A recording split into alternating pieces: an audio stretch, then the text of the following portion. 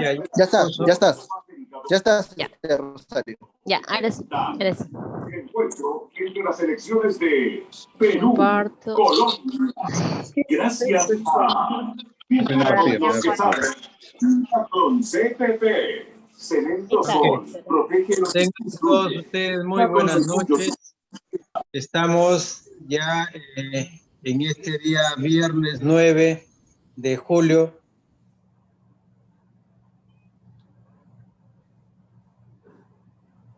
Su micro, doctor Doctor Mesías. Mesías, su micro. Ok, entonces vamos a presentar a los doctores que van a hacer las complicaciones de la cirugía refractiva en nuestra última charla. El doctor César Hernández Chavarría, médico oftalmólogo egresado del Instituto Mexicano del Seguro Social de la Universidad Autónoma de Yucatán.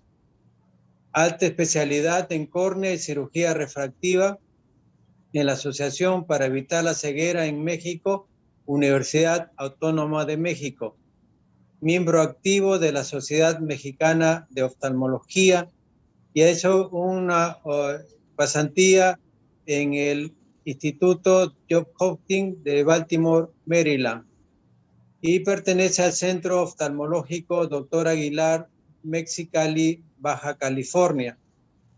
Y el doctor, pasamos al doctor Álvaro Cáceres, peruano, México, médico cirujano por la Universidad de San Martín de Porras, residencia en nuestro Instituto Nacional Francisco Contreras Campos, hizo su fellow de córnea, cemento anterior y cirugía refractiva en la Fundación Oftalmológica de Santander, en la FOSCAL y en el Centro Oftalmológico Virgilio Galvis de Colombia. Es oftalmólogo en nuestro departamento, miembro titular de la Sociedad Peruana de Oftalmología y miembro de varias sociedades científicas. Vamos a tener la oportunidad de escucharlos en esta charla final. Adelante, doctores. Sí, gracias. Voy a compartir pantalla. Un segundito.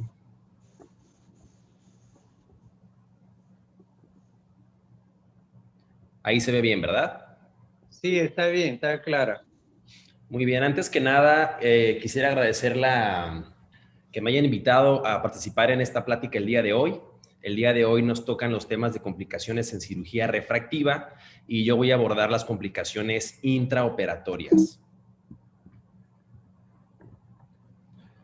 Bueno, antes que nada, mencionar que las complicaciones son estas situaciones que nos van a estresar mucho como médicos y que muy probablemente van a generar unos pacientes descontentos o con malos resultados si no sabemos manejarlas de manera correcta. Como bien dice el dicho, ¿no? La cirugía no se le complica al que no opera. Entonces, todos los cirujanos de bajo, mediano y alto volumen vamos a estar ante alguna situación de estas en donde lo más importante es identificar la complicación para poderla resolver.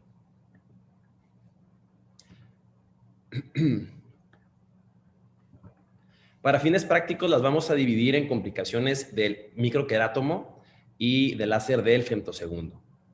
Bueno, puede haber complicaciones tan sencillas o tan leves como un defecto epitelial o como un OVL en láser de femtosegundo, hasta complicaciones ya más complejas que son un flap libre o un flap en dona con la navaja o una pérdida de la succión o burbujas en cámara anterior con el láser del femtosegundo.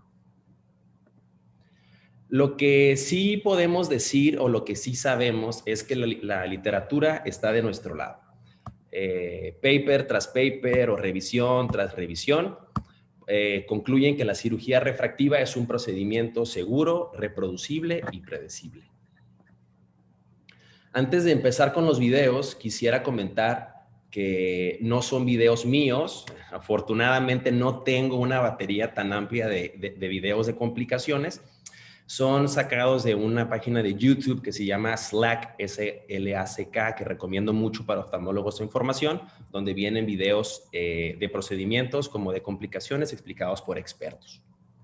Vamos a empezar con este video, donde es aparentemente un LASIK convencional Alcanzamos a ver una navaja de 130 micras, un stop de 7.5. Hasta ahorita todo tranquilo. Al momento de que se levanta el flap, que tenemos un corte en dona o un bottom hole. ¿Ok? Lo más importante es identificar la complicación para luego saber qué es lo que tenemos que hacer. El corte en dona, afortunadamente, tiene una incidencia muy baja del 0.04% a un 2.6%. Y el factor de riesgo que se asocia más con esta complicación van a ser las córneas muy curvas. Empieza a subir nuestra probabilidad con córneas de 46 dioptrías o más, o cuando queremos hacer flaps muy delgados, principalmente menores a 100 micras. Ahorita que están de moda los ultra thin flaps de 90 micras. ¿Qué es lo que pasa? Cuando la navaja quiere pasar y aplanar la córnea, si tenemos una córnea muy curva, el ápex de la córnea queda por debajo de la zona del corte y se va a generar un corte en dona, como se ve en esta imagen. ¿Qué es lo que tenemos que hacer? Ya nos pasó identificar la complicación y cuando estamos ante un bottom hole, posponer el tratamiento. Definitivamente tenemos que posponer el tratamiento. Pero más importante, tenemos que ver estos casos o lograrlos identificar de forma prequirúrgica. Si estamos ante una topografía con una córnea muy curva, cambiar nuestro plan quirúrgico y en lugar de ofrecerle un LASIK, ofrecer a lo mejor una ablación de superficie como es una PRK, o usar un láser de femtosegundo para hacer un femtoLASIK o un SMILE. Aquí tenemos otro video. Fíjense, aquí el cirujano se percata que el flap queda en el microquerátomo, se da cuenta, lo coloca en su posición original, que es con el estroma para abajo y el epitelio para arriba. Vemos mucha sangre en el estroma, en la interfase. Probablemente era un paciente usuario de lente de contacto de forma crónica, etcétera. Pero quiero que vean cómo maneja este cirujano la complicación y quiero que vean cómo manipula el flap. Únicamente lo mueve sin doblarlo, sin plegarlo, da el tratamiento y lo regresa de la misma manera. Les digo por experiencia propia, cuando queremos voltear un flap simulando que tenemos un hinge, el flap se dobla en sí y es muy difícil desdoblarlo. Yo les sugiero que manejen esta complicación, como se ve en este video, únicamente que desplacen el flap de esta manera, den el tratamiento y lo regresan. Algo que me llama la atención en este video es que el cirujano no usó marcas epiteliales. Yo les sugiero que siempre utilicen marcas epiteliales para que el flap quede en su posición original. Otro video de la misma complicación. Igualmente el flap se queda en la navaja. El cirujano se percata de esto, se da cuenta, lo pasa hacia el estroma. Él sí colocó de manera correcta las marcas epiteliales y bueno, él opta por no dar tratamiento y empatar las marcas epiteliales y dar por terminado su tratamiento. ¿Qué se podría hacer en estos casos? Si la refracción lo permite y la pupila lo permite, a lo mejor podríamos bajar nuestra zona óptica y dar un tratamiento más pequeño para que no choque con la zona donde el flap termina. Y bueno, eso es todo. En este caso, él opta por no dar tratamiento, empata las marcas epiteliales, se acabó. Bueno, el flap libre tiene una incidencia de 0.01% a 1.31%, depende de la literatura, y el principal factor de riesgo que se asocia con esta complicación son las córneas planas, a diferencia del corte en dona, que son las córneas curvas. Empieza a aumentar nuestra probabilidad con córneas de 40 dioptrías para abajo. Igual puede pasar cuando tenemos pérdida de la succión del anillo, cuando tenemos una mala selección del anillo o el hinge. ¿Qué tenemos que hacer? Identificar el caso. Súper importante que estemos muy al pendiente de forma intraoperatoria, que el flap esté en su lugar. Puede pasar que se quede en la navaja o que se quede en la córnea. Afortunadamente se pueden tratar casi en su totalidad, pero más importante es identificar estos tratamientos de forma prequirúrgica. Si vemos en la topografía que tenemos una córnea muy plana, optar por dar un tratamiento de superficie como es un PRK o si tenemos disponible, optar por un tratamiento con láser de femtosegundos para hacer un femtolásic o un SMILE. Siempre colocar las marcas epiteliales antes de la cirugía de LASIK. Quiero que vean este otro video. Podemos darnos cuenta que están haciendo un corte de un flap con láser de femtosegundo y aquí en la flecha roja se ve una actividad como que hay burbujas. Muy probablemente estas burbujas hayan pasado a través del canal de Schlemm. ¿Por qué lo digo? Porque tenemos burbujas en cámara anterior. ¿Ok? ¿Qué es lo que va a pasar aquí?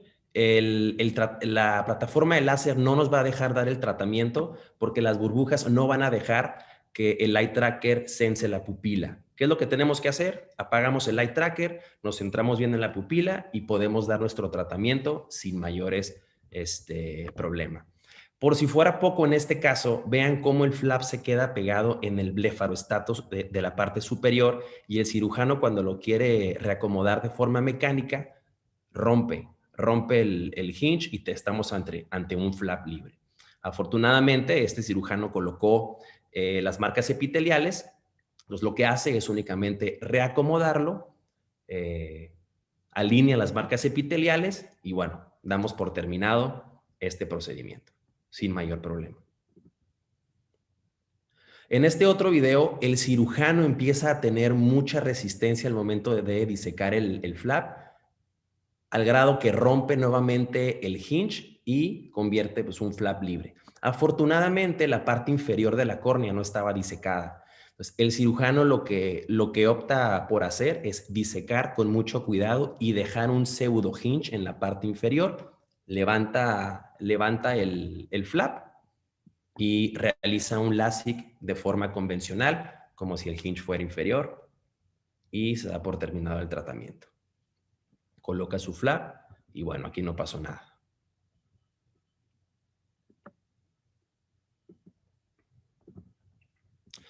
Bueno, los flaps descentrados con láser de femtosegundo, afortunadamente todas las plataformas, ya sean el Intralace o el Visumax, que no tengo ningún interés comercial, nos permiten ver el centramiento relacionado con la pupila. Entonces es muy sencillo que estemos bien centrados. En caso de que veamos en la imagen de la pantalla que no estamos bien centrados, quitamos el docking, quitamos la succión y lo volvemos a intentar las veces que sea necesaria para que no tengamos flaps descentrados y que estemos bien centrados siempre con respecto a la pupila. Quiero que vean este caso. Este es un caso, bueno, del doctor Dan Reinstein, que tiene muchísima experiencia con láser de femtosegundo, y podemos ver que lo que va a hacer ahorita el doctor es un SMILE. ¿Cómo sabemos? Porque vemos las características del lentículo. Tenemos una profundidad de un cap de 145 micras y las características del lentículo en cuanto a sus grosores, 128 micras la parte más gruesa y 10 micras la parte más delgada. ¿Qué es lo que pasa? Al momento de empezar el tratamiento, tenemos una pérdida de la succión. ¿Esto por qué ocurre? Principalmente ocurren por pseudosucción. Esto quiere decir que nunca tuvimos una succión real o porque el paciente está muy inquieto y mueve sus ojos. Esta es la causa más común de abortar un tratamiento en láser de femtosegundo y lo que tenemos que hacer aquí es dominar bien los fundamentos del docking. Instruir bien al paciente, explicarle bien, tranquilizarlo, que su ojo esté siempre viendo el puntito verde que está parpadeando, que no quiera ver hacia otras partes, etc. Algunos recomiendan que se reintente hacer el tratamiento de forma inmediata, ya que las burbujas siguen presentes. Si vemos que el paciente desde la consulta es un paciente aprensivo, es un paciente que no se deja mucho para su revisión, bueno, optar por algún tratamiento no tan invasivo como un PRK. Veamos nuevamente este video. En lo que empieza el tratamiento, hay pérdida de la succión. ¿Qué es lo que hace este cirujano que tiene muchísima experiencia? Lo vuelve a centrar con respecto a la pupila, nada más que en este momento cambia el plan quirúrgico de un SMILE a un LASIK. Vemos que ahora tenemos unas características de un flap en lugar de un lentículo. Tenemos una profundidad del flap de 110 micras que queda por arriba de la profundidad del cap que se había planeado previamente, que era 145. Entonces no tenemos por qué encontrarnos con las dos interfaces. Pero vean cómo el paciente nuevamente quiere llevar su ojo hacia arriba y hay pérdida de la succión al momento que se hacen los cortes verticales. Vean cómo el corte vertical no coincide con el corte o con la disección del flap. Afortunadamente, la plataforma del VisuMax tiene la opción de únicamente hacer este tratamiento, lo centra por tercera vez y le hace los cortes verticales, empatándola con la zona del flap. Y bueno, lo que sigue es únicamente un femtolásic convencional.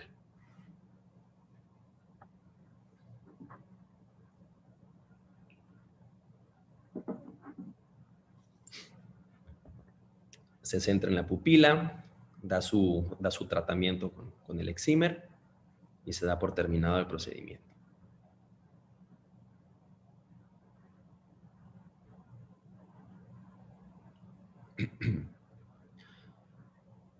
El flap lo reposiciona y aquí no pasó nada. Quiero que vean aquí en este OCT de segmento anterior cómo tenemos esta línea hiperrefléctica que nos habla de que esta es la zona de la profundidad a donde se empezó a hacer el CAP y cómo tenemos más arriba esta línea hiperrefléctica que corresponde con el corte del flap. Entonces, igualmente, no pasó nada. Se resolvió de forma correcta.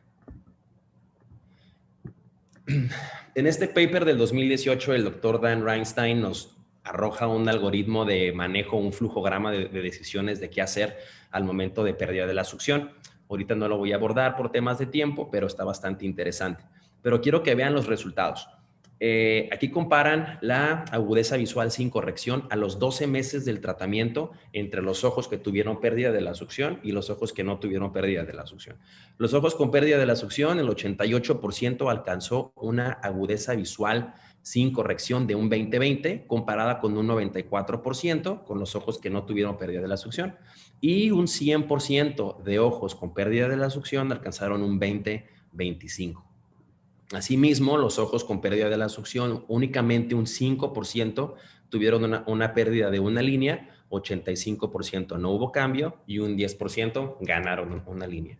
Esto se traduce a que sigue siendo un procedimiento bastante seguro. Y bueno, no podemos no hablar de la mala disección de los planos en SMILE.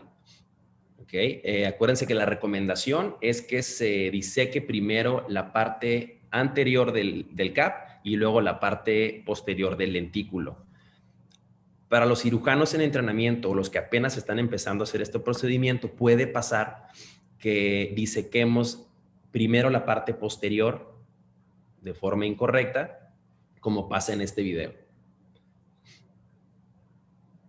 Aquí entra con la espátula de SMILE, primero a la parte posterior del lentículo, la diseca, y luego vean cómo con el disector de SMILE entra a través de la incisión hacia la periferia de la disección y anterioriza su disector entrando hacia la parte del CAP, hacia la parte anterior del CAP. Ya estando en esta zona, ya entra con la espátula de SMILE, diseca la parte anterior del lentículo y se resuelve. Se ve fácil, digo, no es tan fácil cuando estamos ante los primeros casos, pero bueno, es correcto que, bueno, es importante saber cómo se puede resolver. Retira el lentículo y se da por terminado este procedimiento.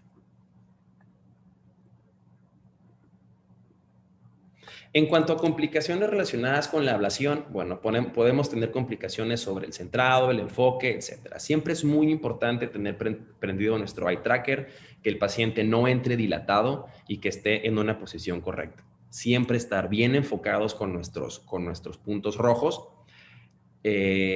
Siempre hacer un double check o un timeout con la información que está siendo ingresada en la plataforma del excimer. Y bueno, no estamos exentos a tener problemas con la máquina, entonces siempre revisar muy bien la afluencia del gas del equipo. Y eso es todo por mi parte. Muchas gracias.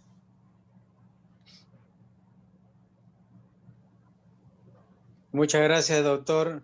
Muy amable. Pasamos con el doctor Cáceres y después vemos ya las preguntas, por favor. Álvaro. Sí, doctor, ¿me escucha? Sí, te escucho. Está bien. ¿Se ve mi pantalla? Se ve la pantalla, está muy bien. Ok. Adelante. Ya. Muchas gracias, gracias. Bueno, para continuar entonces sobre las complicaciones, voy a tocar el tema sobre complicaciones postoperatorias en cirugía refractiva. Como vemos, este tema han visto es bastante largo, ¿no? Por muchas entidades que vamos a ver en el transcurso de esta charla. Entonces, las complicaciones de cirugía refractiva, como sabemos, la cirugía refractiva es un proceso individualizado, ¿no? Que tiene que ver justamente con el conocimiento científico de cada cirujano, va a depender de cuánta experiencia tenga, ¿no? El cirujano y con las características del paciente, ¿no? Tenemos que valorar siempre riesgos y beneficios en cada paciente, dependiendo del cuadro de fondo que tenga también, y el consentimiento informado en esta parte también es muy, muy importante, ¿no? Si vemos que tiene algún tipo de riesgo que implica colocarlo pues en el consentimiento informado, ya que el paciente tiene, como sabemos, tiene altas expectativas en esta cirugía y tenemos que poder ver esa parte. Entonces, acá les traje unos resultados de un estudio europeo que estudiaba pues técnicas operatorias para que vean más o menos cuánto de complicaciones tenía cada tipo de cirugía refractiva. Esto fue llevado del 2004 al 2014, fue como una encuesta que se vio en 47 centros de 14 países, ¿sí? Y había unas 4.000 cirugías por año. Entonces, como vemos, acá tenemos el ASIC, la SEC, el PRK, la extracción de refractiva lenticular, los líos de cámara anterior y el EpiLASIK, ¿no? Entonces, por ejemplo, las complicaciones intraoperatorias, el que mayor tenía era la extracción del lentículo refractivo. En referente a las complicaciones corneales, pues el que tenía mucho más era la SEC, ya que sabemos de que vamos a quitar el epitelio y luego lo vamos a volver a poner. Entonces, en estas cirugías puede que no se lleve bien, o sea, la parte del epitelio que se saca de la córnea puede tener, por ejemplo, fallas como colocaciones imperfectas en la posición donde debería ser.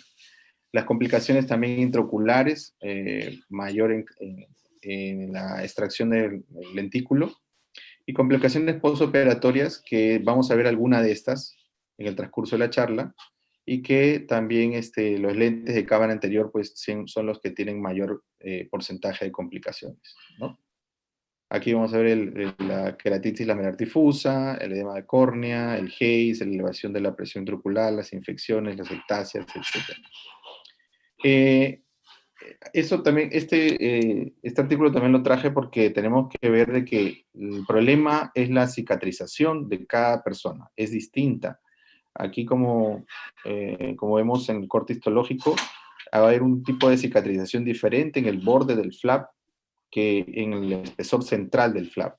Va a haber, al estar el borde del flap libre, puede haber una mayor cicatrización o fibrosis en esa zona, ¿no? Que algunos ya han visto que en la cirugía con Fento segundo es mucho más marcada que la cirugía de la SIG. A veces vemos pacientes con cirugía de la SIG después de muchos años y no vemos el borde del flap, pero en el Fento segundo el paciente puede estar con ese borde medio blanco por lo menos varios meses hasta que se va desapareciendo poco a poco, ¿no? Entonces la cicatrización en esa parte, como le vuelvo a repetir, es importante y va a ser la pieza angular para las complicaciones también.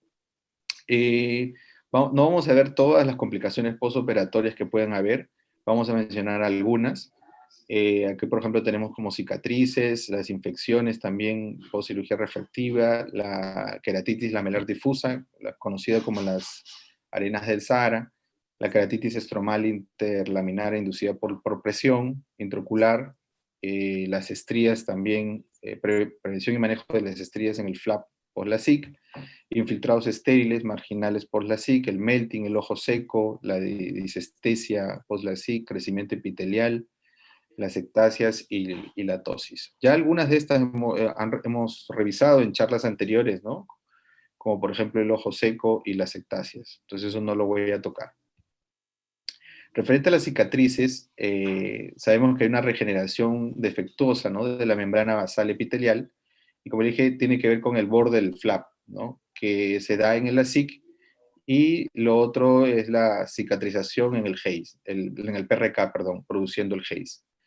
La rotura, también como vemos ahí que la membrana basal epitelial permite el contacto directo con las citoquinas, ¿no?, derivadas del epitelio como el factor de crecimiento transformante beta y células estromales.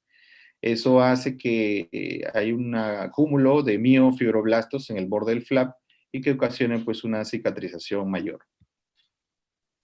Aquí también un reporte caso que, por ejemplo, un paciente que fue operado de la SIC y que generó una cicatrización en el borde del flap exagerada, como si fuera un nódulo de Salzmann.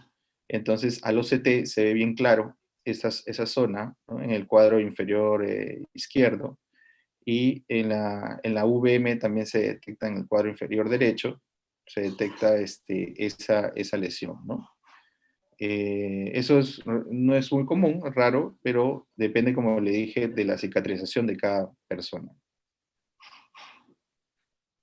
En las queratitis infecciosas, la frecuencia se ha visto que es del 0.02 a 1.5%. Las queratitis infecciosas más o menos pueden estar desde el tercer día hasta los 21 días, con una mayor frecuencia después del quinto o séptimo día. Y pues se debe también a blefaritis que fueron previas a la cirugía, problemas que el paciente tenía problemas de ojo seco, ¿no?, defectos. También puede haber defectos epiteliales intraoperatorios que generen esa infección, y diferente por ejemplo, a una úlcera común y corriente donde tiene que haber un defecto epitelial para que pueda entrar la bacteria y producir el infiltrado. En este caso no, porque normalmente el infiltrado va a estar, perdón, en la interfaz mayormente, ¿no? Se escribe que el 80% está en la interfaz, un 4% de la infección de los infiltrados están en el flap, y un 1% pueden estar en el estroma, en la cama estromal. La contaminación, bueno, ya sabemos que puede ser por contaminación intraoperatoria. La repitelización postoperatoria tardía también de la córnea origina eso, y se asemeja mucho al principio de la queratitis lamelar difusa, ¿no? Y ahí es donde, pues, con corticoides se va a determinar, ya que con corticoides al principio podría mejorar un poco, pero vemos que no mejora el paciente y tenemos que sospechar en una queratitis infecciosa. Es más, cualquier infiltrado que ustedes vean posterior a una cirugía refractiva, hay que pensar en infección hasta demostrarse lo contrario. En el inicio temprano, o sea, menor de 2 semanas, tenemos que buscar o pensar en agentes como estafilococo o estreptococos, y cuando la infección viene después de 2 semanas, tenemos que pensar pues en micobacterias o en hongos atípicos, ¿no? Una de lo que se puede hacer es la puntuación del colgajo en unas queratitis refractarias. Justamente, bueno, más adelante les voy a presentar un caso.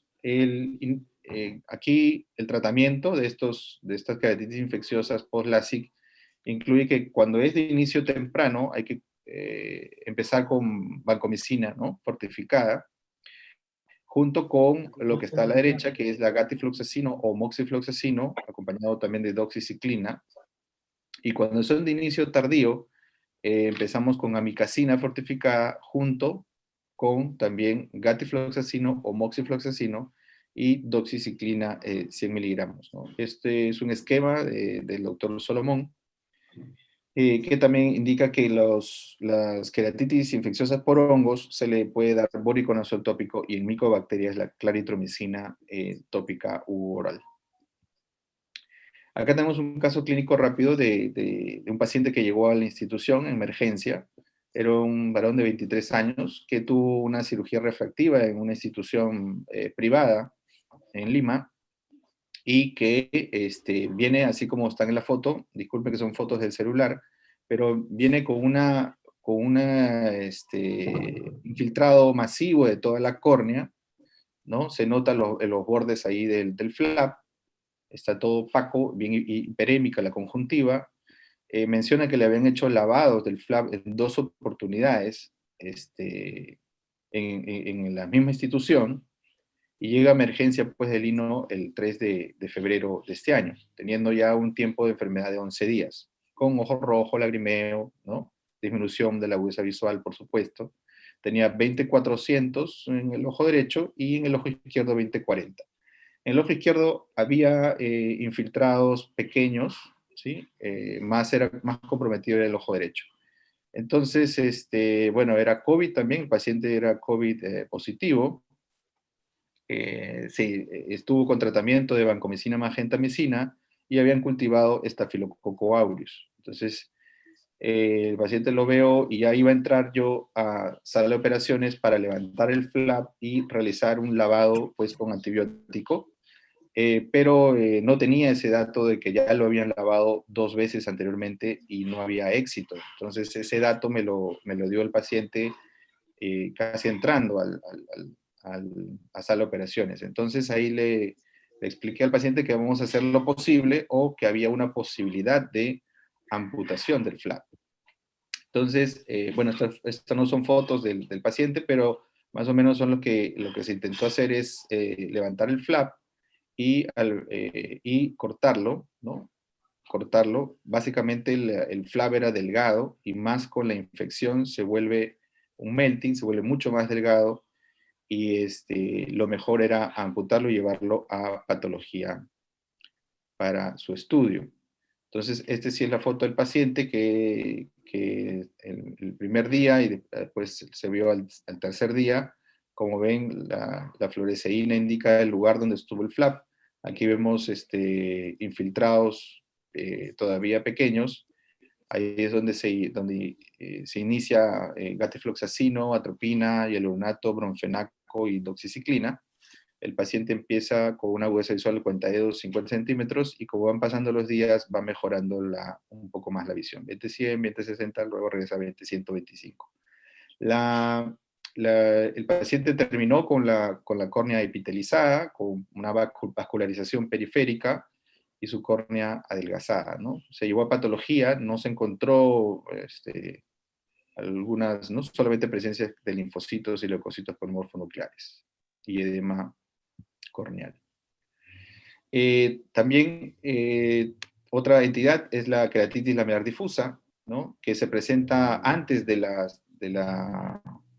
las infecciones, como le dije al inicio, el primer 5 días. Se debe, bueno, son glóbulos blancos que hay en la interfase, están asociados a los defectos intraoperatorios. Se describe que puede ser por productos químicos, por desechos de guantes, material quirúrgico, se puede dar en el femtosegundo con más frecuencia. No, el femtosegundo genera menos que la psicomicroquerátomo, son menos frecuentes en esos casos. Y pues también se describe que puede ser por secreciones de las glándulas de Beibomio y se encuentran también infiltrados inmunes periféricos, se asocia a atopía y el tratamiento es corticoides. Como vemos en la foto, puede presentarse así. Y en la topografía puede generar una hipermetropía en la zona, ¿no? De esa zona que se adelgaza, se puede decir, y generando astigmatismo irregular. La forma de las 4 fases de la queratitis lamelar difusa, que es la clasificación de Ligenbarger, que es la número 1, la fase 1, que es PAS periférico, ¿sí? Sin compromiso del eje visual, la fase 2, que también es periférico, pero en mayor cantidad, sin producir. Algunos indican que puede estar también en el centro, pero en poca cantidad. El número 3 ya están las células inflamatorias y en el eje visual, y el número 4, la fase 4, está pues en toda la córnea, ¿no? En la fase 1 y fase 2 se puede tratar con tratamiento, se puede hacer un tratamiento médico a base de corticoides, Pero en la fase 3 y 4 ya es importante tener o realizar el levantamiento del flap para y quitar todo ese exceso con una microesponja, ¿no? Con solución salina balanceada, y tratar de quitar tanto del flap como del lecho estromal, tratar de quitar todos estos precipitados. A veces cuando hay, en el grado 3 o 4 se levanta el flap y el flap igual sigue siendo delgado, tenemos, puede haber una complicación de que no se adhiera bien el lentículo, el flap, y se tiene que poner unas suturas, como se ve acá, con la parte inferior, se coloca un punto de nylon, se puede colocar a 6 horarias, 9 y 3 horarias para mantener el flap en su sitio. El feto segundo, también la creación del flap del feto segundo se ha asociado a sensibilidad a la luz. Y entonces eso se debe, indica pues al pulso, a la energía de pulso que genera el femtosegundo. Ahora con el transcurso de los años, cada vez los femtosegundos son mucho mejores, provocando menos calor en esa zona, y esta sensibilidad a la luz ya no se ve tan frecuente en los pacientes, ¿no? A pesar de que la agudeza visual no corregida es mejor, si ocurre en estos pacientes estos síntomas, el tratamiento igual es con esteroides y mejoran en 2 semanas aproximadamente. La queratopatía inducida por presión, con las siglas de PISC, es la respuesta rápida a los esteroides. Son pacientes respondedores de corticoides que generan aumento del apío y acumulación de líquido en la interfaz. Es importante sospechar de estos pacientes cuando el paciente empieza a, en vez de ir mejorando con el transcurso de los días, empeora, ¿no? La visión, baja un poco la visión, y cuando uno ve en la lámpara hendidura, va a ver que hay, lógicamente, un espacio aumentado entre el flap y la cama estromal. Entonces, inmediatamente hay que sospechar de esta entidad, realizar un OCT, que así como nos indica acá, nos ve exactamente el espacio que se forma y el fluido que hay entre el flap y el lecho estromal. Aquí básicamente el tratamiento es descontinuar el corticoide, bajar la presión. Si nosotros tomamos la presión en el centro de la córnea, pues nos puede dar más o menos baja la presión, ¿no? Pero si hacemos la presión en la parte periférica, nos va a dar una presión mucho más alta. Entonces ahí tenemos que dar antihipertensivos y suspender el corticoide. Si vemos que hay mucha inflamación, se puede dar todavía hasta AINES, pero la idea de suspender el corticoide es lógicamente para que caiga la presión ocular y este fluido se reabsorba. Perdón. Aquí también tenemos estadios de eso. Tenemos estadios, como ven arriba, es la presión intraocular alta que genera ese fluido, pero pues abajo, como una comparación, se ve también el edema estromal, pero cuando hay deficiencia de las células endoteliales. También están divididos en 3 estadiajes, ¿no? Como decir, leve, moderado, severo y muy severo. Aquí, por ejemplo, también una foto de un PISC, y que se puede confundir, como le dije, con una queratitis lamelar difusa, pero hay que tenerlo, como le digo, como diagnóstico diferencial siempre. La queratitis tóxica central también es una opacificación central rara, ¿no? Aguda, no inflamatoria, después de la cirugía sin incidentes, como ven en la foto, que al final es la degradación enzimática de estos queratocitos, ¿no? No produce dolor, no produce molestias y se autolimita. También con el uso de corticoides, y en casos muy, muy severos ya el levantamiento con irrigación. El crecimiento epitelial se da en 0.03 a 9.1%, ¿no? Más frecuente en LASIK hipermetrópicos, LASIK después también de queratopatías radiales, ¿no? También se puede ver, y son pues defectos epiteliales que se dan durante la cirugía que pueden producir esto. es mayor en personas en edad avanzada, y cuando, por supuesto, se hace retratamientos, ¿no? Entonces, por ejemplo, un miope que puede tener un poco de regresión, preferimos no realizar un retoque, ya que esa miopía le va a ayudar después de los 40 años para la presbicia. Así solamente el retocamos hipermétropes. Y bueno, en el feto segundo se ha visto que hay una menor incidencia de estos crecimientos epiteliales. Al parecer hay, a comparación del microquerátomo, un mejor cierre entre los bordes del flap de la SIC. Aquí, como vemos, hay otras fotos de crecimiento epitelial que nos pueden ayudar. También la fluoresceína nos da una tinción negativa, como ven ahí. Y también se puede determinar con OCT y en la topografía nos da esas alteraciones, ¿no? Como ven acá también, borde, un leve engrosamiento fibrótico del borde del flap, crecimientos epiteliales. Cuando son crecimientos epiteliales que van en el borde del flap y son pequeños, sin alteración del eje visual ni de la visión en sí, pues no son candidatos para hacer ningún procedimiento, ningún tratamiento. Pero cuando, como ven en la foto de abajo en la izquierda, va hacia el eje visual y distorsiona la visión, ahí sí hay que hacer un tratamiento. Aquí, por ejemplo, vemos un flap de un femtosegundo. Como ven ahí, el borde es un poco más fibrótico que la SIC. Son fotos ahí del departamento. Y acá también un crecimiento epitelial también del borde, que solamente se quedó en el borde del flap.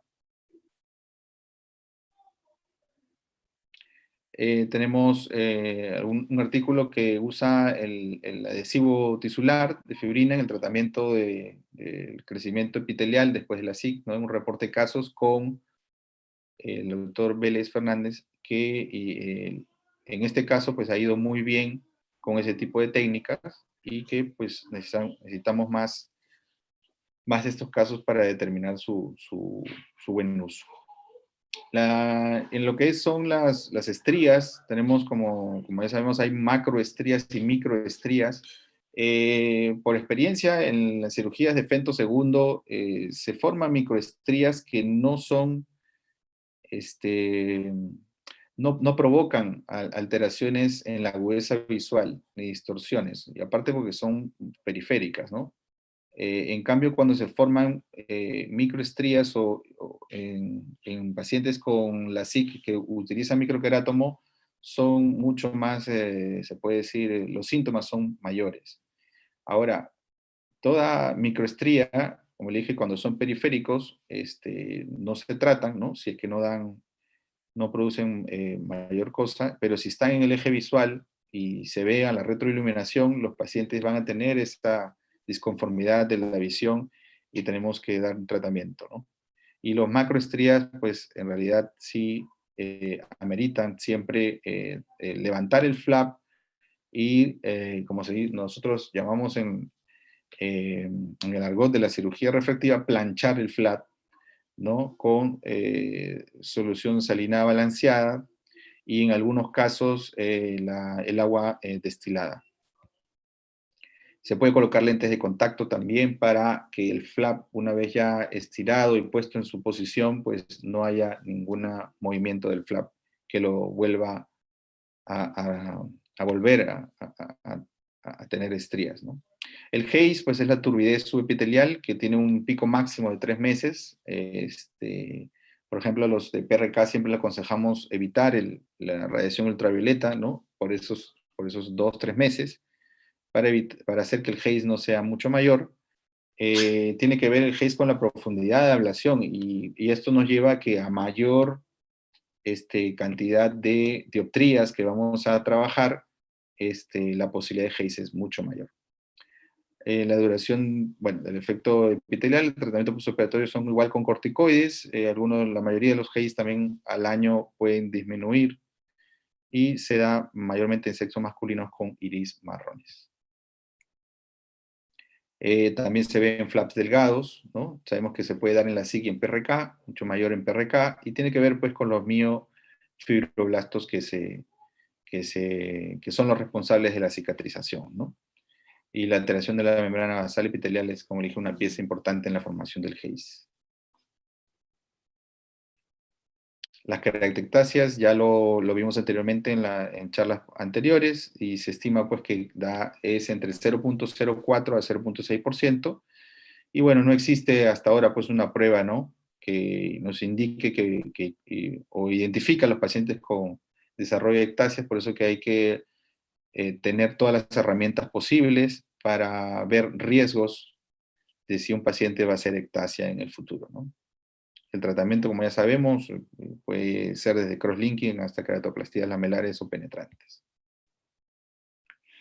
También hay puntuaciones, sistemas de puntuaciones para el riesgo de ectasias, como vemos según la topografía, según el grosor del lecho estromal residual, la edad también en años, lógicamente, mientras mayor son los años en que se opera el paciente, pues su córnea está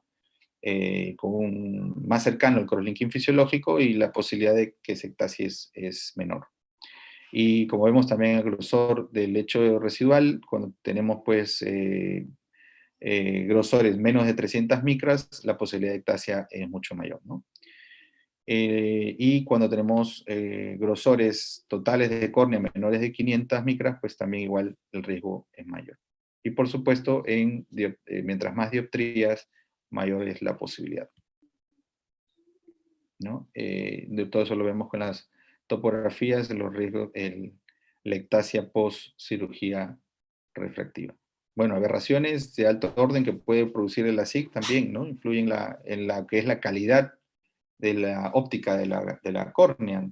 Como vemos, hay pacientes que pueden estar viendo 20/20, 20/25, pero no están satisfechos justamente porque tienen cantidad, pero no tienen calidad de visión. El ASIC, ¿no?, como dije, elimina los errores refractivos y aberraciones de orden inferior, pues dejando las aberraciones de orden superior. E incluso también puede inducir más aberraciones el ASIC. Y pues el tratamiento es con las ablaciones guiadas por frente de onda. Para hablar un poco sobre disestesias y disfunción lagrimal, ya hemos visto también en charlas anteriores charlas de ojo seco, pero es importante, y traigo por ejemplo este anuncio que era el suicidio, ¿no?, de una meteoróloga que puso en relieve la cirugía láser para los ojos porque tenía mucha molestia referente a su cirugía refractiva, que puede llegar, pues, como si es hasta el suicidio. Es una enfermedad neurotrófica postoperatoria transitoria, pero a la vez puede haber que sean persistentes, pueden ser persistentes. Entonces hay una inestabilidad de la lágrima, deficiencia de la lágrima y el dolor, ¿no?, neuropático que en algunos pacientes pueden tenerlo. Y es un problema manejarlos con tratamiento pues médico, gabapentina, etcétera, ¿no? Y por último, las complicaciones retinianas, ¿no?, que puedan, pues, después de la SIC, agujeros maculares, desgarros, desprendimientos de retina. Por eso que es muy importante todo paciente que se va a operar, pues, hacer un fondo de ojo con pupila dilatada, o en su efecto de derivarlo siempre al retinólogo antes de las operaciones, para que pueda ver la periferia bien y evitar justamente que se produzca esto después de una cirugía refractiva. Muchas gracias.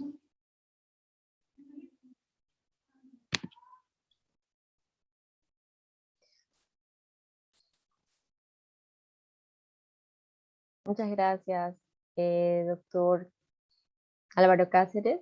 Muy bonita su presentación. Agradecerle también al doctor César Hernández, también muy completa. Veo en el chat que no hay preguntas por el momento. No sé si el doctor Mesías, parece que todo quedó claro. No sé si el doctor Mesías quiere dar algún comentario sobre el tema. Doctor Mesías.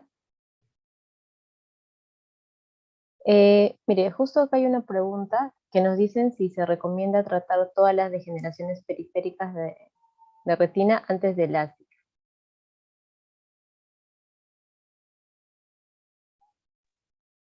Bueno, por lo menos yo tengo, yo los envío al retinólogo, ¿no? Casi siempre y eso también es una costumbre, una norma en la institución de enviarlos a los retinólogos antes de la cirugía láser, ¿no? Algunos requieren, a veces otros no, a veces son de generaciones que no implican mayor riesgo y simplemente observación. A veces me pongo más tranquilo cuando el paciente pues va para PRK, ¿no? Porque o sea, el riesgo en qué está, básicamente en la succión, tanto en el LASIK como en el FENTO-LASIK, ¿no? Porque esa succión es la que genera un aumento de presión ocular y hace que esos desgarros se puedan abrir, ¿sí? Entonces, pero si es un paciente con PRK, para PRK, pues no me asusta mucho, ¿no? Ok, doctor. En el caso de los HAES, nos preguntan sobre el tratamiento. ¿Qué corticoides usa o recomienda y cuánto tiempo los usa?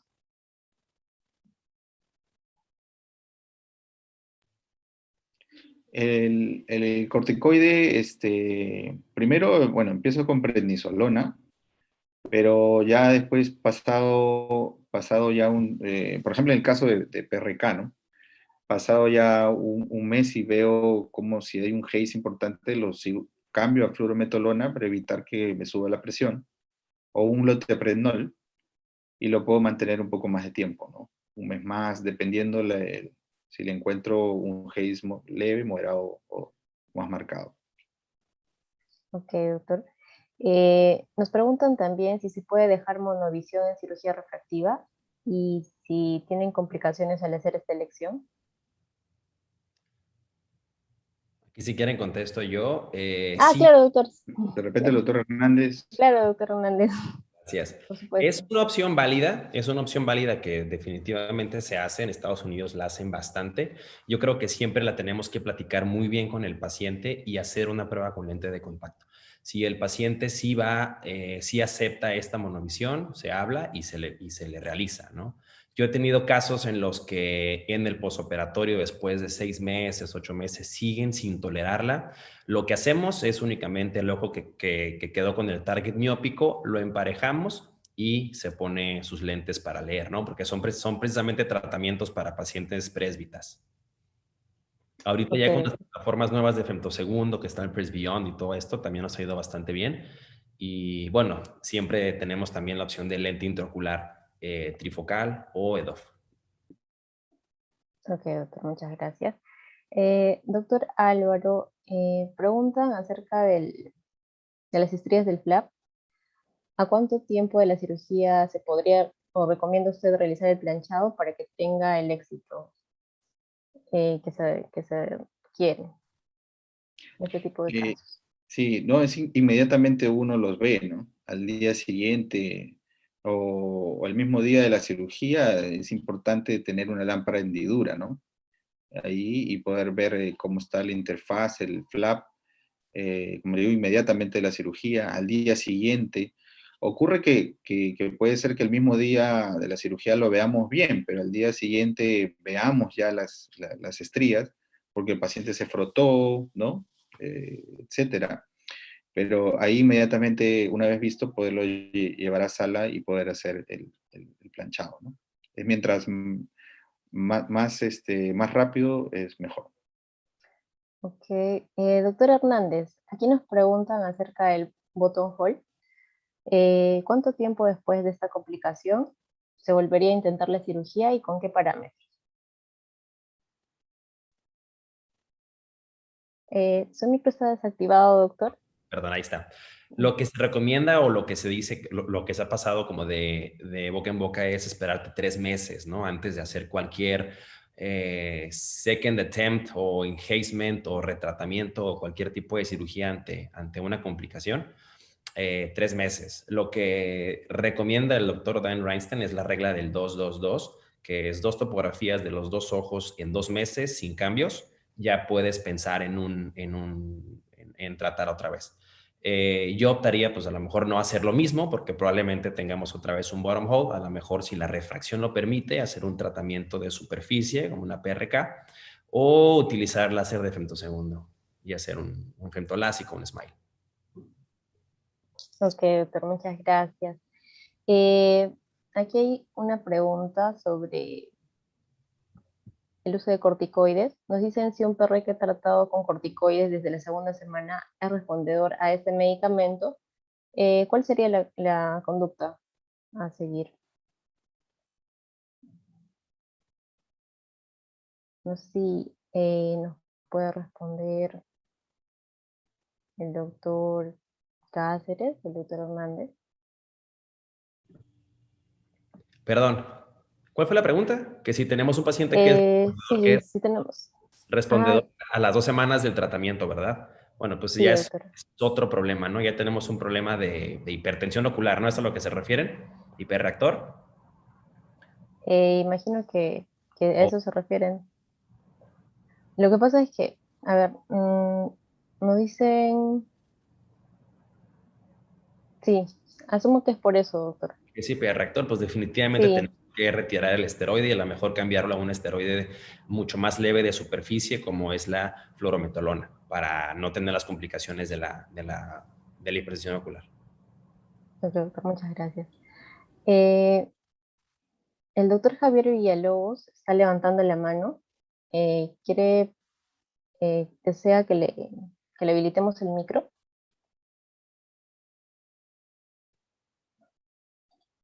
Doctor Javier Villalobos.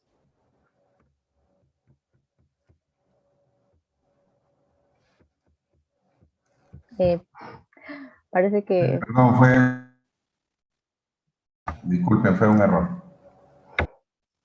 Ok, doctor.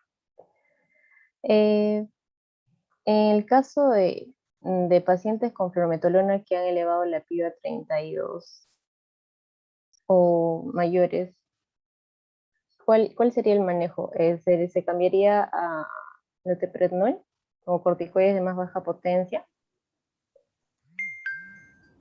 Pues bueno, esto es una pesadilla, ¿no? Si ya ahora o con fluorometolona ya tenemos un alta en la presión, pues ya hay mucho cuidado en los pacientes. Yo la verdad lo que optaría es retirarle el esteroide, ya que sabemos que la complicación de glaucoma es muchísimo más severa de lo que pueda pasar en la córnea, y optaría por dejar un AINE. Ah, ¿Me escuchas, Rosario?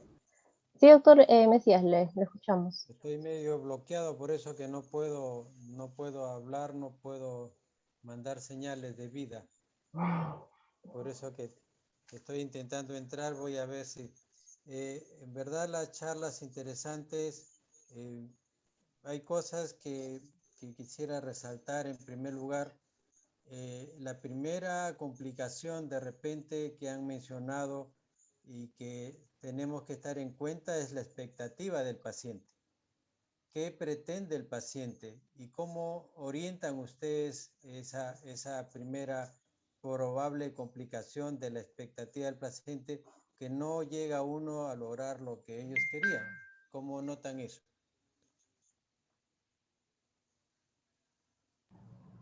O sea, la pregunta va dirigida a que si no cumplimos la expectativa, ¿qué hacemos?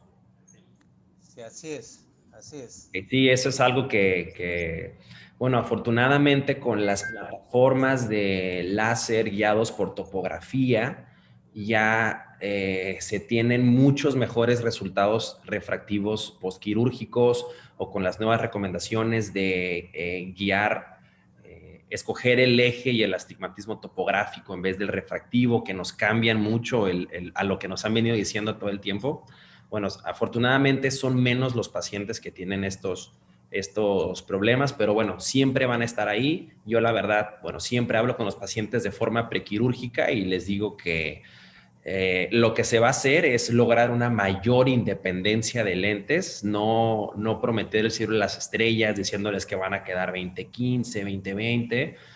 Y bueno, siempre con los pies en la tierra y decir que la cirugía es para mejorar mucho su visión y lograr una mayor independencia de lentes. Probablemente usen un lente más delgado, o si de plano no quieren usar un lente, siempre tenemos la opción del retratamiento. Con mucho cuidado, siempre con topografías prequirúrgicas, mucho cuidado con los residuales, mucho cuidado con los,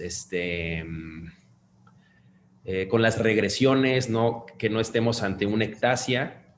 Y bueno, siempre hablarlo muy bien con el paciente para que los dos estemos bien avisados de cuáles son las expectativas reales de la cirugía. Perfecto. Y yo creo también que así como se habla con el paciente, uno tiene que estar pensando si en verdad uno conoce o debe conocer las técnicas operatorias, porque a veces uno puede contactar con el paciente y ser ayudado por otro cirujano, pero eso no quita que uno pueda conocer y explicar la técnica a los pacientes. ¿Qué piensan ustedes? Sí, yo, por ejemplo, básicamente también igual concuerdo con el doctor Hernández de que hay que hablar con el paciente muy bien, tomarse el tiempo y decir, y le explicamos cómo es la cirugía, ¿no? Básicamente qué es lo que va a pasar y qué es lo que va a sentir y todo eso, ¿no? Y el postoperatorio también, ¿no? Porque si el paciente a veces no lo pregunta, pero hay pacientes que sí preguntan cómo va a ser, qué es lo que va a haber lagrimeo, la luz me va a molestar. Entonces, si ellos ya saben qué es lo que va a venir y cómo va a ser la cirugía, van a estar mucho más tranquilos, ¿no? En algunos lugares a veces se les presenta la cirugía a través de animaciones para que lo puedan ver ahí en el consultorio y se sienten, como le digo, mucho más tranquilos. Ahora, referente a su pregunta anterior, tú me decías, me parece también importante de que si el paciente lógicamente tiene unas expectativas altas, pues ese es un mal paciente y básicamente no es un buen candidato, ¿no? Para cirugía refractiva. Y lo otro es ir antes de que se produzca algo. Por ejemplo, el paciente que queda insatisfecho con cirugía refractiva es porque probablemente se nos pasó algo en el preoperatorio. Por ejemplo, el paciente tuvo un ojo seco moderado. Si vemos todo eso, que tenga buena cantidad, por ejemplo, de lágrima, buena calidad de lágrima, podemos hacer que el paciente tenga, o por lo menos esté más satisfecho con la cirugía.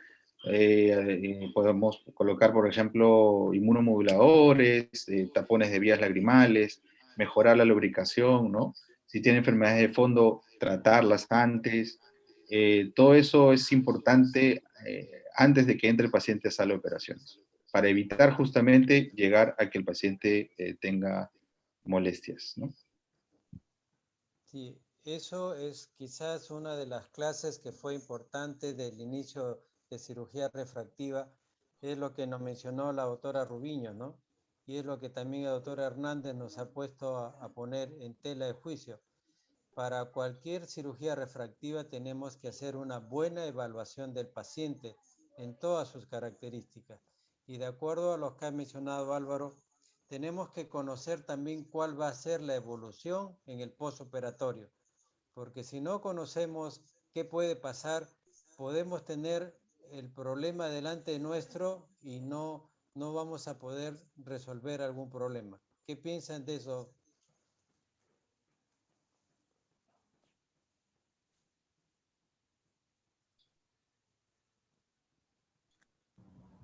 Bueno, sí, sí, claro, ¿no? Siempre todo lo que menciona es correcto. El doctor Álvaro,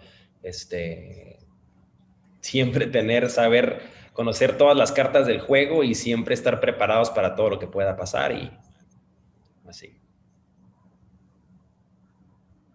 Así es. Ahí nos aparece una pregunta, Rosario, por favor. Sí, doctor. Acá nos dice si hay alguna experiencia de usar crosslinking en LASIK o PRK en córneas delgadas. Eh, en caso de que tengamos un paciente en donde la topografía prequirúrgica tiene córneas delgadas y vamos a córneas delgadas únicamente sin datos de ectasia. Ya sabemos que existen estos otros tratamientos de LASIK extra, ¿no? Y SMILE extra que usan el láser de femtosegundo y todo. Yo, la verdad, trato de no salirme de los parámetros de seguridad que ya mencionó el doctor Álvaro Cáceres en su presentación. Y si no me salgo de esos parámetros, no estoy usando crosslinking. O sea, si de plano la córnea está muy delgada, que ya me hace pensar que pueda tener algún riesgo de ectasia, prefiero no operar, opto por algún otro procedimiento como lentes fáquicas. No quiero despertar al dragón. Claro, doctor. Muchas gracias. Nos pregunta doctor Cáceres acerca de la regresión y las queratitis infecciosas. Nos dicen en vuestra casuística qué porcentaje de regresión ha tenido en pacientes con astigmatismo hipermetrópico, y sobre las queratitis infecciosas también la frecuencia y qué gérmenes fueron los más frecuentes.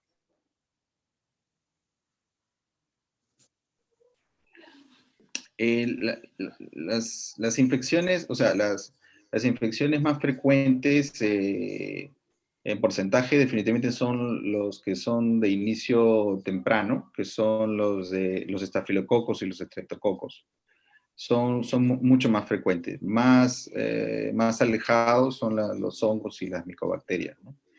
Y particularmente, gracias a Dios, no he tenido ninguna infección hasta el momento. Las infecciones que he manejado en el hospital han sido de otras instituciones y que, pues, y con un estudio microbiológico que es fundamental, se pueden tratar y llegar por lo menos a buen puerto con estos pacientes, ¿no? Antes de llegar, pues, a perder el ojo, definitivamente. Son a veces muy agresivas, va a depender del agente causal. Y lo otro, del astigmatismo hipermetrópico, sí he tenido regresiones. No podría decir cuánto porcentaje he tenido, pero sí, el astigmatismo hipermetrópico es por ahí podría ser, no, como digo, no tengo un número exacto, pero podría ser un 20-30% de regresión, ¿no? En mi experiencia. Sí, eso es un paciente o un tipo de refracción muy difícil de tratar y es algo que yo lo comento en el prequirúrgico con el paciente con astigmatismo hipermetrópico, que tiene mucha probabilidad de que tenga algo de regresión, etcétera. Para que sepan, porque luego llegan muy molestos. Doctor Hernández, ¿hasta con cuánto de paquimetría le indicaría a un paciente PRK? ¿Hasta cuánto de paquimetría indica un PRK? La pregunta va dirigida en córnea delgada. Yo, por ejemplo, si la refracción lo permite, o sea, yo cuando ya estoy teniendo de 40 a 50 micras de variación para arriba, uso mitomicina. Pero ¿hasta cuánto de paquimetría hago PRK? A ver, quiero entender un Pero poco. con, más o menos, claro, ¿con qué paquimetrías usted indicaría un PRK? Pues es que casi no me baso en la paquimetría. Ah, bueno, ok, en una córnea delgada. Vamos a ponerlo en córnea Claro, delgada. un córneas delgadas, lo mínimo con el que usted entraría a realizar un PRK. La regla en LASIK es no dejar dar una cama estromal residual menor a 300 micras. En PRK no hay un número, algún número mágico o algún número que nos sugieran. Yo creo que esta pregunta la contestaría en que si la topografía prequirúrgica o la paquimetría prequirúrgica ya está muy delgada y yo ya estoy teniendo dudas, optaría por lente fáquica. Pero no me gusta dejar una córnea más delgada. Por ejemplo, un ejemplo hipotético, tengo una córnea de 470 micras, ¿no? Y una graduación de -2. Pues sí la trataría con un PRK. No me gustaría que la paquimetría quedara por debajo de 420 micras en PRK. Pero ese es un número mío, o sea, no hay algo escrito, o al menos yo no conozco que haya algo escrito de eso. Ah, ok. Porque justo el que realizó la pregunta nos dice hasta cuánto le dejaría el grosor de la córnea post PRK. O sea, como mínimo. Claro, o sea, depende. Ajá, yo qué complicado, depende, individualizaría mucho el caso. Es una pregunta difícil de responder, la verdad. Tendría que ver las queratometrías tendría que ver cara posterior, es un paciente con riesgo de ectasia o no, únicamente es una paquimetría delgada con el resto de los parámetros normales, ya saben, ¿no? Todo eso. y bueno, es difícil. Yo creo que el caso se tiene que individualizar. No tengo la respuesta para eso. Doctor, muchas gracias. Bueno, definitivamente sus charlas han estado muy bonitas. Hay muchas felicitaciones para ambos ponentes. Veo que ya no hay más preguntas. No sé si el doctor Mesías quiere dar algún comentario adicional. No, ¿qué voy a decir más que agradecer tremendamente al doctor Hernández, a Alvarito también, que está creciendo cada día más, no en talla porque ya se encongeló ya, pero la verdad da mucha alegría la participación y de él y la participación de los buenos amigos que vamos consiguiendo y que hemos conseguido a través de estas charlas. Un abrazo tremendo, doctor Hernández, y lo esperamos con pisco y ceviche por acá. Gracias. Damos paso al doctor Minami, que es jefe del departamento del Instituto Nacional de Oftalmología en cuestión de enfermedades externas, córnea y cirugía refractiva. Hola Luchito, buenas noches con todos. Gracias por la presentación. Gracias doctor Hernández, gracias Álvaro por la charla. Muy interesante, muy didáctica. Y buenas noches con todos, ¿no? El día de hoy ya culminamos nuestro curso internacional de enfermedades externas, córnea y cirugía refractiva. Normalmente esta se daba en nuestro instituto y estaba dirigido a nuestros residentes, ¿no? Esta vez, por motivos obvios, tuvimos que hacerlo en forma virtual mediante la plataforma del Zoom, lo cual nos dio la oportunidad de abrir nuestras fronteras y contar con la participación de 30 ponentes, de los cuales 25 fueron médicos oftalmólogos de extranjeros de países como México, Estados Unidos, Brasil, Colombia, Argentina, Ecuador, Paraguay, Chile y Costa Rica, ¿no? Dándole así mayor relevancia a nuestro curso. En total fueron 28 charlas, 28 días con diferentes charlas variados entre casos clínicos y quirúrgicos. Todos estos con temas muy prácticos, lo cual fue nuestro objetivo principal, ¿no? El poder brindar un curso en el cual se traten temas de la vida diaria para que todo el mundo sepa cómo afrontar a un paciente con patología corneal. Agradecer al público asistente, nacionales y extranjeros, que en su mayoría son residentes, médicos oftalmólogos generales, algunos fellows en córnea y especialistas de córnea, ¿no? Por su participación y por haber hecho el curso mucho más dinámico y poder con sus preguntas haber sacado más conocimientos de nuestros ponentes. Recordarles que si no pudieron escuchar alguna de las charlas en forma directa, lo pueden visitar en el YouTube, en el canal de Expo INO, en donde están grabadas todas estas charlas, y no solamente de este curso, sino de todas las charlas dadas en nuestras actividades académicas realizadas desde que iniciamos la pandemia. Agradecer, ¿no?, también a los médicos residentes, ¿no?, que nos apoyaron en la coordinación, ¿no? Y que este curso haya sido realizado en forma ordenada, puntual, y ellos son los responsables de todos los flyers, ¿no? Y por eso bastante colorido. Agradecer a Rosita Alvarado y a Claudita Echevarría, médicos de nuestra institución que ahorita en estos momentos se encuentran en México, quienes nos ayudaron en la coordinación y fueron partícipes de la invitación a todos nuestros amigos mexicanos, ¿no? Y gracias por estar con nosotros, por su entusiasmo. Agradecer también a Joseph Chipana y Carmencita Pérez, no médicos jóvenes de córnea, que actualmente están laborando con nosotros y que pronto esperemos pronto estén con nosotros en el departamento. A todo el departamento de córnea, que ahí los tenemos, ¿no? También a nuestros amigos que han sido ex fellows de nuestro departamento, quienes nos ayudaron con la moderación de algunos temas. Agradecer también a la dirección de docencia, al doctor Pedro Muro, quien nos ayudó también en la coordinación, y él el que está siempre puntual y temprano abriendo el Zoom y la plataforma del YouTube, ¿no? Finalmente, a nombre de nuestra directora, la doctora Malena Tomijama, ¿no?, damos por clausurado este curso internacional. Muchas gracias a todos. Muchas gracias, doctor. No, gracias a ustedes. Valió Todo mucho. con broche de oro.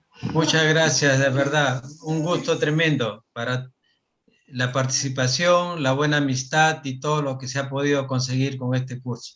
Un abrazo tremendo desde el Perú para todo el mundo. Muchas gracias. Gracias. Nos vemos. Muchas gracias. Hasta otra oportunidad. Gracias, gracias. Gracias, doctor Hernández. Gracias, doctor Cáceres. Chao. Hasta luego. Gracias. Hasta luego, doctor Hernández. Nos vemos. Muchas gracias. Gracias. Gracias.